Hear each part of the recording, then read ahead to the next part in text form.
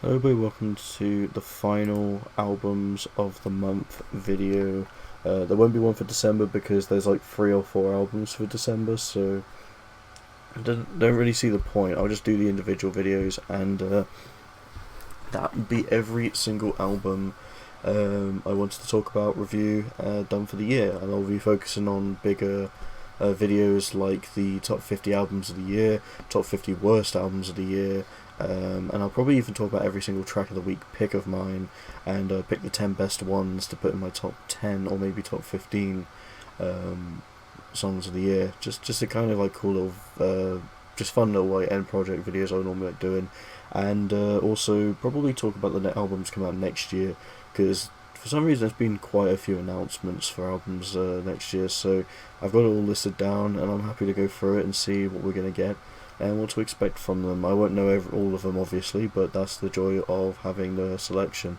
But we're going through the worst again to the alright and then to the best. We've got quite a bit to talk about here, so let's go through it. So starting off with the worst, we have the new one by Set It Off. This is Set It Off, self-titled album, Set It Off. Now they have been releasing singles for this since 2023 March, which I think was around the time I actually started doing my reviews, so we've come full circle with an album that's pretty much started its release cycle from when I roughly started doing reviews to now. It is I'm shocked as you are. I don't understand how it's taken them so long, but I guess they just wanted to build as much hype going into their self-titled albums, so fair enough with that. I remember Parasite coming out in 2023.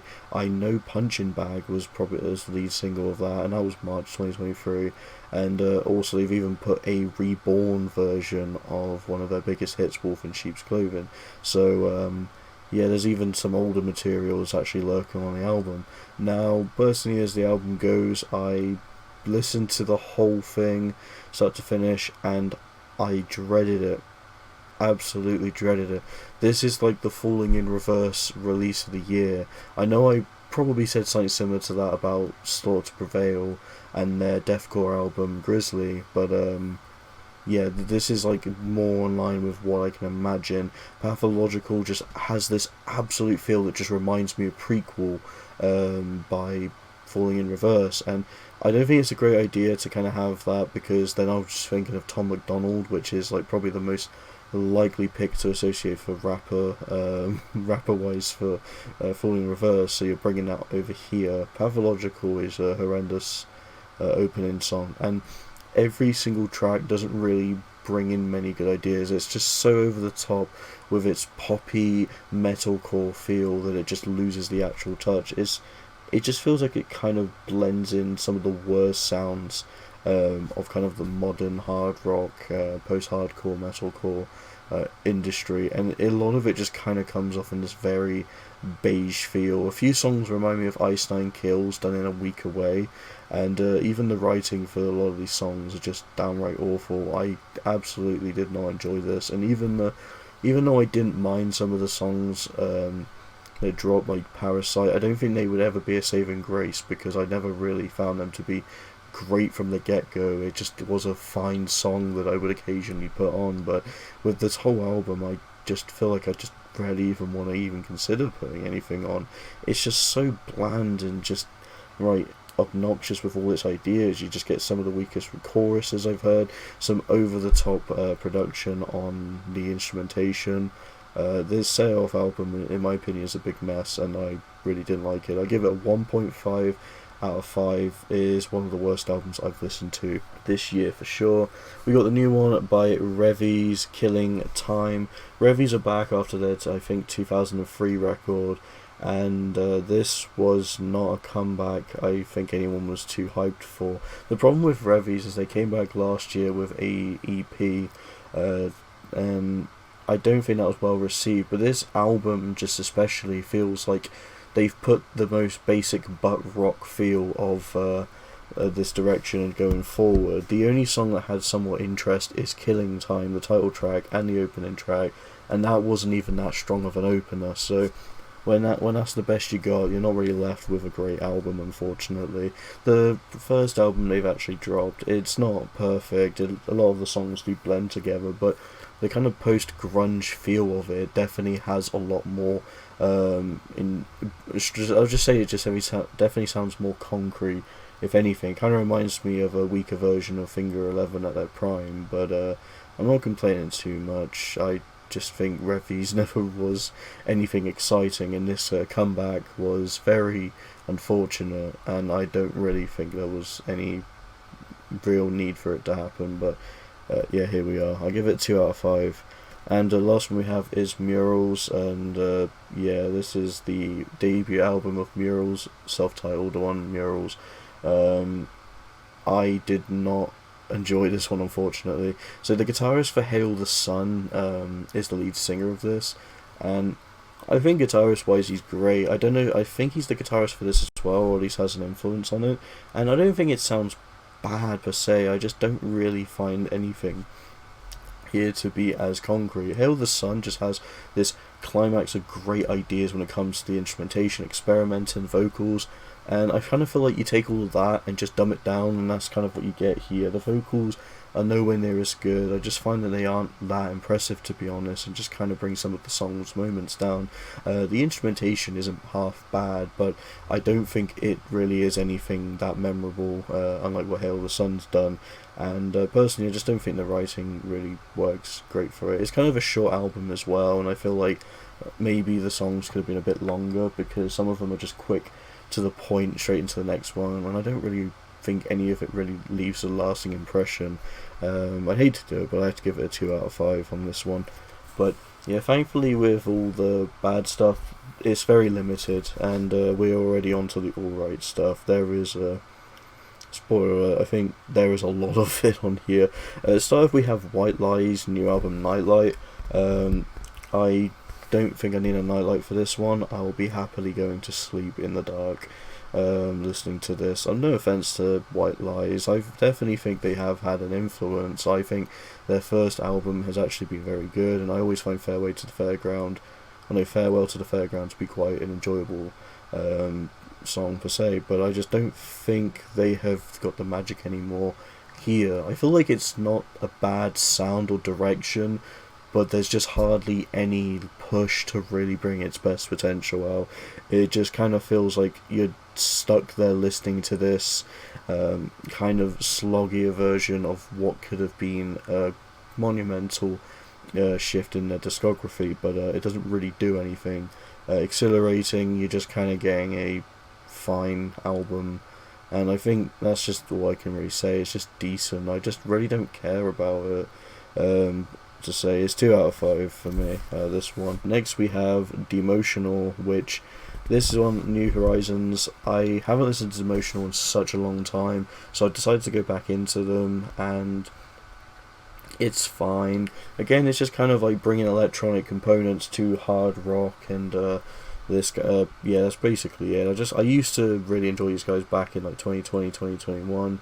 At least some of the songs I liked, but I don't really know what I saw. I guess it was just because I quite like electronics and hard rock, that because if Stargod does it, so many other bands can do it in a great way, and I think that's not too bad. I'm just not the biggest fan of the vocalists and voice per se, and instrumentally it doesn't really do anything that catches my interest. It's just kind of a fine experience, nothing bad. I just don't think it really brings much interest to me personally, but it's okay for what it is. It's 2.5 out of 5.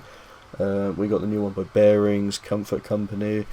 Bearings is fine. I think Bearings definitely has got some interesting moments. I do think some of the songs are pretty genius and good. I definitely think Comfort Company does have good potential. I just wish it had a bit of a stronger presence and execution, because Bearings, as much as I do like the concept, I just wish it had a little bit more ambition to it. But I do like this one. I give it a 3 out of 5. It's like decent good, in my opinion. Then we got the new one by Seven Blood, Life is Just a Phase. This is I believe a debut record, and yeah, this one is fine. I like the components of this. I think the lead singer's voice is good, and it kind of feels like they're bringing out elements of Paramore. You get little bits of kind of Sleep Token in there, a bit of Bring Me the Horizon. I can kind of see a bit of While She Sleeps as well. It definitely can have its hardcore moments, but to be honest, I just don't think it's anything we haven't heard before. I like the influences, but this is kind of like something that we've seen the impression of done quite a few times already this year, and I don't think this is anything extraordinary for it. I love the effort put into it. I just don't think personally for me it's an album I'm going to enjoy that much. So I give it a 2 out of 5 on this one. We got the new one by Chokecherry, Ripe Fruit Rots and Falls. Chokecherry have dropped a brand new album, and definitely very underrated artists here. It's duo of two girls, and I think they have got some really cool energy. It's indie with a kind of alternative rock sound with some nice kind of passages between the songs, but there's definitely some moments where they kind of hit hard and go hard rock, and it is great. If anything, it kind of reminds me a little bit of Sick Joy, but I'm not quite as big on it as I want it to be. But nonetheless, it is a consistent album, and I think it's good. I just didn't get absolutely blown away by it. So I give it a 3 out of 5. I actually think this is an album I probably could recommend to other people they'll have a lot more joy in it than I would, because it definitely has the recipe of a really interesting album, in my opinion. Got the new one by Bogwife from Ashes, kind of like a bit more in the stoner doom rock feel, and this one sounds fine. I think it doesn't have the cleanest like sound to it, and I wish it kind of had a bit more of that. But I like the effort. I think it's got some clean riffs. It's got some cool moments. First half definitely is more memorable and stronger than the second half, but yeah, I think it's a consistent enough album. I give it a 3 out of 5. I did enjoy this one. We got Agnostic Front, Echoes in Eternity. This is kind of like one of the pioneering bands of the hardcore punk scene, and I'd hate to say it, but I just don't think it's quite hitting the same way that they used to. Vocally, it's kind of basically what you'd expect. I'm not fully impressed with it, but this is a legacy act. This is a band that's definitely had influence, and has influenced a lot of bands who I think have had more success than them. Agnostic Front, though, it's definitely got some interesting ideas. I just don't think we're pushing any of the best material out at this point. It's just kind of a standard. You get what you get. You kind of expect it to be what it is. But if you're a big fan, then I can clearly see interest and enjoyment out of it. So that's fine. I think it's a 2.5 out of 5. I'm not crazy on it, but it's good for what it is. Got the new one by Annisokay, Abyss, the final chapter. So Abyss was part 1 and part 2 of the EPs. Put together, and he only had one new song on the album launch called Silent Anchor. It's actually not too bad. I just think the only thing that kind of brings this one down is it does have very generic moments. A lot of it just kind of feels like very standard, like more poppier metalcore that you would see from Polaris, you'll see from some of the tamer acts out there. I can imagine some of it being done by Thornhill, at least earlier Thornhill, when they had a bit more of the metalcore flair to it, but probably even more poppy than that. I feel like it's a bit more of a safer metalcore record. Some of the melodies I just generally don't think works, but with the material we have, I think it's a mixed bag. You get some weak songs that I just don't really like. You get some interesting songs I think are good enough to be there. But they definitely do like all the tropes of kind of modern metalcore that kind of makes or breaks it at this point, and I think they don't do it over the top with stuff like trap beats or this over clean production that just kind of feels squeaky clean. But Annisokay definitely does have some good moments to it. I just don't think we're putting their best material out at this point. If anything, I kind of prefer STFU as a listen. At least I felt that Aurora is the album, not STFU, which I think is already a stronger follow-up from some of the previous work. But it is fine. It's just a 2.5 out of 5 record. And we got one more in this category. This is Omnium Gatherum, May the Bridges We Burn Like the Way. I have been looking forward to this one, but I think as a whole I didn't quite enjoy it as much as I wanted to.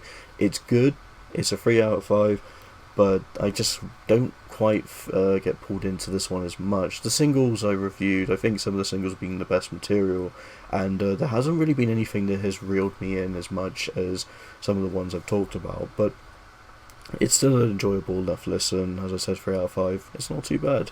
And that's pretty much all the alright albums. Let's go into the best. We have 5 picks, and I'm looking forward to talking about these ones. So we got My Ticket Home, Pure to a Fault.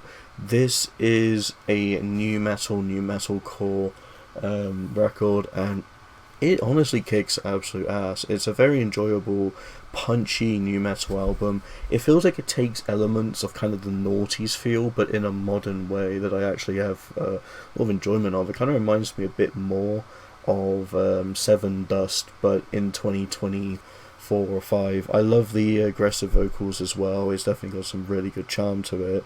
The clean vocals sometimes, like the opening track, is a bit off a bit, but you kind of get used to it the more you dive into the album, so it's not too bad.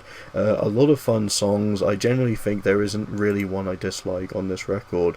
Tearjoin, as I said, just vocally is a bit weird, but oh my god, the pacing definitely goes into different ways. You get songs like If You Couldn't Understand, which kind of gives you a bit more of a slower track before you go back into your Urethane, which is just sick. There's so many good songs, first half, second half. Black Skies Death of Desire is just one of the more intriguing songs. Nothing Lost is probably one of my favourites. I just love how catchy this one is.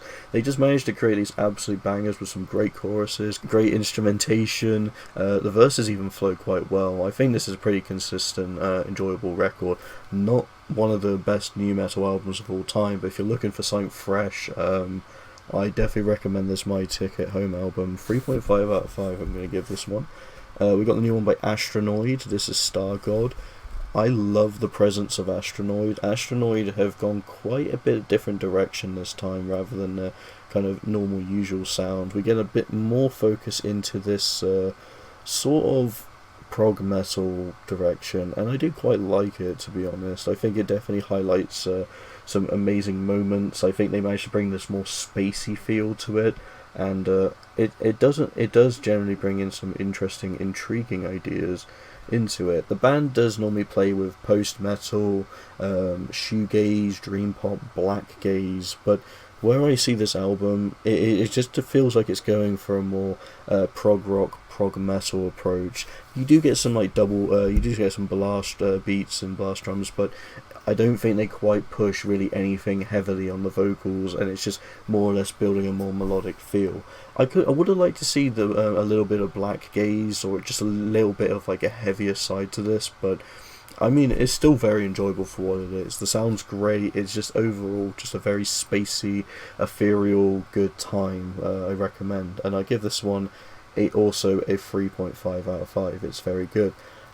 We got the new one by Violent Vera, Lover of a Ghost. Oh my god, this album, fucking hell, it's so impressive how they've managed to do kind of a more modern emo rock album, and they do it in an absolute amazing way. You just get so many punchy songs, so many hard hitting tracks. The vocals as well from Violent Vera are just insanely good.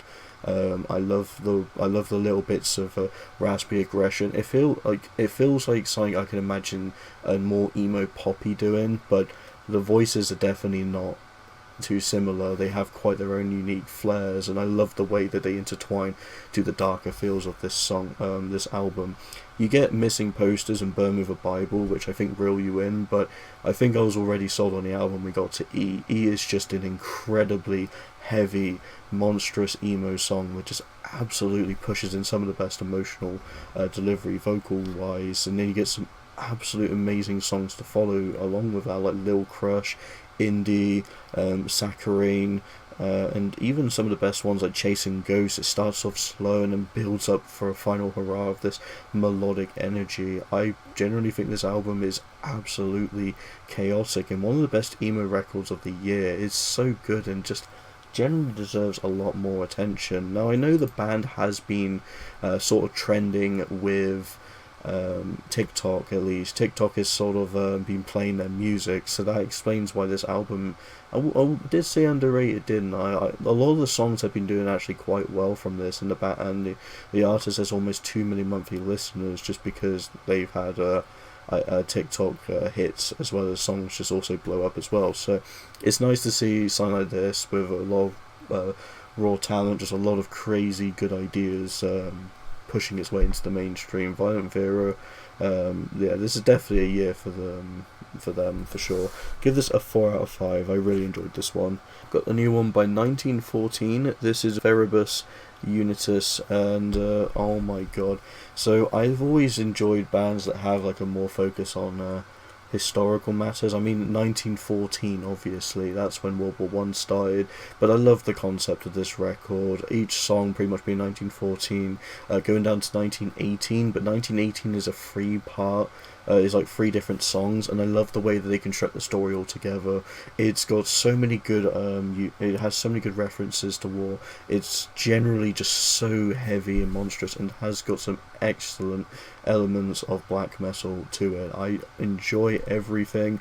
I will say around when it gets to kind of like 1919, the last 2 songs aren't that great, but I still think with the rest of the album, it doesn't even matter. These songs are still good, I just don't think they hold up or hold a candle to the rest of the album, but it's still a very good record. Give this one a 3.5 out of 5. And finally, we have the new album by Stellar Circuits. This is Phantom Phoenix. This is just downright some of the best progressive metal this year. It's just got so many fun ideas. I remember I See Your Spirit, we were talking about this single, it was so good. But then you just get so many good songs then afterwards, like Queen Mary, Bury the Ashes, The War Within, Corridor. There's just so many points where they just throw these absolute beastly experimental songs. You got some great riffs, you got some really unique instrumentation structures. I just find this album to be great. I think the last couple of songs are not the best. I think they have all these versatile crazy ideas, and then once we get to Gloria, it kind of feels a bit safe, but it's still great songs. From I See a Spirit to Paris, still despite that, is amazing. This album is just generally consistent. It pushes out some of the most awesome points of prog metal this year. Very underrated band, Stellar Circuits. Yeah, I generally think that this is probably their best album. I can say it's just really strong. It's just really goddamn good. So I'll give this one a 4 out of 5. And that is every single album I've talked about this month. It's been quite a bit, but we are now at the end of this, and I wouldn't have to do one of these until January if I at least get around to it, so we'll have to see. But I got the albums I've missed video that coming soon. That'll be coming alongside the December final albums to review, but we're almost there. I've pretty much, looking at all the stuff I've got, reviewed about 300 albums, which is already like 40 or 50 more than last year, so this has definitely been an even busier year for me reviewing, and I've even had to have some breaks as well. Not major breaks, but like a few weeks off every now and then, just because I've had other stuff to focus on, known as life. So we're here. Christmas is pretty much a month away, 26 days away, and I'm excited for it, and I'm also excited to wrap up this year for music and see if 2026 can outdo 2025, because as of where we are with this year, I found 2025 to be a better year than 2024 for music. While we had the perfect Opeth record, we have got some really strong records this year. I've actually found that there's not really that many bad albums. There's still a big chunk, but there is so much more good albums to make up for the lack of good ones, so I'm happy about that. Anyway, thank you so much for watching, and see you in the next video.